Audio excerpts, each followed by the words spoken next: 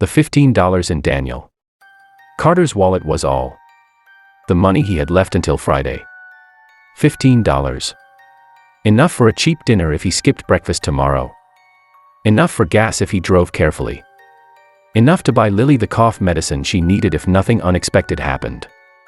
And yet Daniel stood outside a little flower shop, staring at a small bouquet of daisies. He knew it was irresponsible. He knew every dollar mattered. But tonight was his first blind date in 3 years. And the woman deserved to know he had made an effort. Dad. Daniel turned. His 8-year-old daughter, Lily, sat in the back seat of his old sedan, her nose pressed against the window. Are those for your date? Daniel smiled. Maybe. She'll like them. I hope so. Lily studied the flowers. You should tell her mom would have liked them. Daniel's smile faded for half a second. His wife had been gone for 4 years. But some memories still knew exactly where to hurt. He cleared his throat. Your mom loved daisies. Then she picked a good flower. Daniel laughed softly. He bought the bouquet. The cashier handed him his change. His wallet was now empty. Completely empty. Daniel looked at the last few coins sitting in his hand, then slipped them into his pocket. He could worry about tomorrow. Tonight, he wanted to be a man who still believed life could surprise him. The blind date had been arranged by his sister, who had insisted that Daniel needed to stop living like a 40-year-old grandfather. The woman's name was Emma. She was supposedly 30-something, worked in business, and hated people who talked about themselves too much. That was all Daniel knew. He arrived at the restaurant 10 minutes early. It was one of those small neighborhood places with warm lights, wooden tables, and the smell of garlic drifting from the kitchen. Daniel checked his reflection in the window. His shirt was clean. His tie was slightly crooked. His shoes had been polished so many times that the leather was beginning to crack. Good enough. Then the door opened. A woman walked inside. Daniel immediately noticed her. Not because she was dressed extravagantly. Actually, she wasn't. She wore a simple dark coat, her brown hair pulled into a loose ponytail, and carried herself with a quiet confidence. She looked around. Then her eyes landed on Daniel. She smiled. Daniel. He stood. Emma. That's me. Daniel suddenly felt 12 years old. He held out the flowers. I got these for you. Emma stared at the daisies. Something changed in her expression. You bought me flowers? I figured showing up empty-handed would make me look cheap. She smiled. You don't look cheap. Daniel sat down. Neither of them knew that Emma had spent the previous 3 years becoming one of the youngest CEOs in the country. Her real name was Emma Whitmore. She was the founder and CEO of Whitmore Technologies, a company worth hundreds of millions of dollars. She had deliberately left her title and wealth out of the dating profile. She was tired of men changing around her when they discovered who she was. But Daniel didn't know any of that. He just knew that Emma seemed kind. They talked for nearly an hour. About movies. About bad coffee. About childhood memories. Then Emma asked the question Daniel had been dreading. So, what do you do? I work as an administrative manager at a logistics company. You like it? Daniel smiled. I like knowing my daughter has a roof over her head. Emma looked at him. Your daughter? Lily. She's 8. Is she here? Daniel nodded toward the window. She's with a babysitter in the car. The sitter canceled at the last minute, and I couldn't find anyone else. Emma looked surprised. You brought your daughter to a date. I couldn't leave her alone. There was no embarrassment in his voice. Only certainty. Emma smiled. I like that answer. The waiter arrived.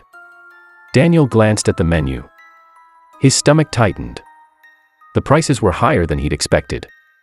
He had $15 left when he'd walked into the flower shop. Now he had nothing. He quietly closed the menu. I think I'll just have coffee. Emma noticed. You're not hungry. I ate earlier. It was a lie. Emma didn't call him on it. Instead, she ordered 2 meals. Daniel immediately shook his head. I can't. I'm not asking. She smiled. I'm hungry. You'll help me finish it. Daniel hesitated. Then nodded. For the first time that evening, he relaxed. After dinner, Emma asked if he wanted to take a walk. They stepped outside. The night air was cold. Daniel looked toward his car. I should probably get Lily home. Of course. He reached into his pocket.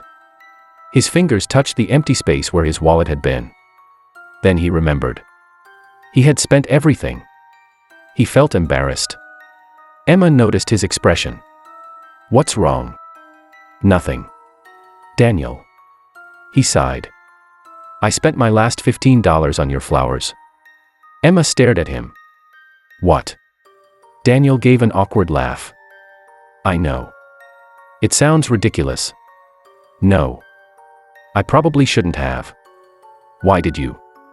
Daniel looked down at the daisies in her hands. Because I figured if tonight went badly, at least you'd know I tried. Emma's eyes filled with tears. Daniel didn't understand why. He had no idea that millions of dollars couldn't buy the feeling those words had just given her. For years, people had brought her gifts worth thousands. Luxury watches, designer bags, expensive jewelry. But nobody had ever given her something because they were afraid she might feel forgotten. Emma stepped closer.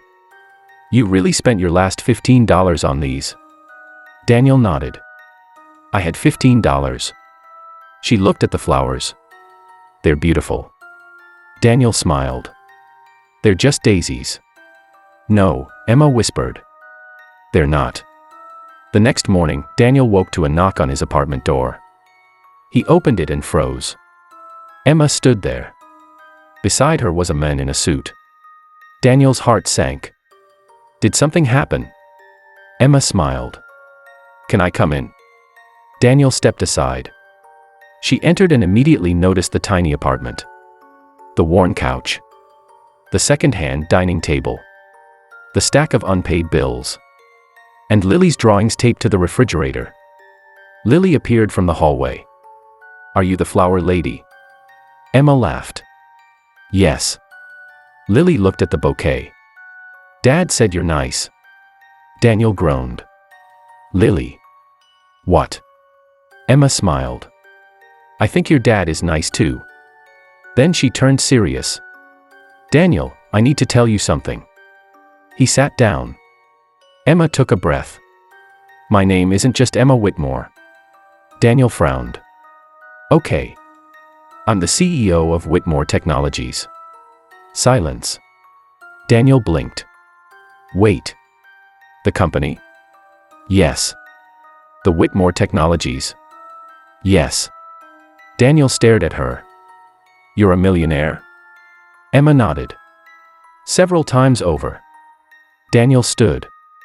You lied to me. I didn't lie. I just didn't tell you. Why? Because I wanted to know whether someone could see me without seeing my money. Daniel looked away. And? Emma smiled. I saw you. She reached into her bag and placed an envelope on the table. Daniel immediately pushed it back. No. You don't know what's inside. I don't need to. Daniel, your electricity bill is overdue. Lily's school payment is behind. Your car needs repairs. His face hardened. How do you know? I have people who can help me understand a situation. But I didn't come here to buy your life. Daniel said nothing. Emma opened the envelope. Inside was a job offer. Not charity. A position at her company. A salary large enough to change everything. Daniel stared at it. I can't accept this because we went on one date. You're not accepting it because of the date. Then why? Because I watched you give away your last $15 when you needed it more than anyone. She looked at Lily. People who are willing to sacrifice when nobody is watching are the people I want working for me. Daniel's eyes burned. I don't know what to say. You don't have to say anything. Lily suddenly walked over and placed a crayon drawing on the table. It showed 3 people holding hands beneath a yellow sun. Daniel smiled. What's this? Lily looked at Emma. I made it for her. Emma's eyes filled with tears again. Thank you. Lily shrugged. Dad says gifts don't have to be expensive. Emma looked at Daniel. And your dad is right. Months later, Daniel's life looked completely different. He had a new position at Whitmore Technologies. He had caught up on Lily's school expenses. His car was repaired. But the greatest change wasn't financial. It was the small things. Emma started having dinner with Daniel and Lily every Friday. Sometimes they ate at expensive restaurants. Sometimes they ate pizza on Daniel's old couch. Emma didn't care. Neither did Lily.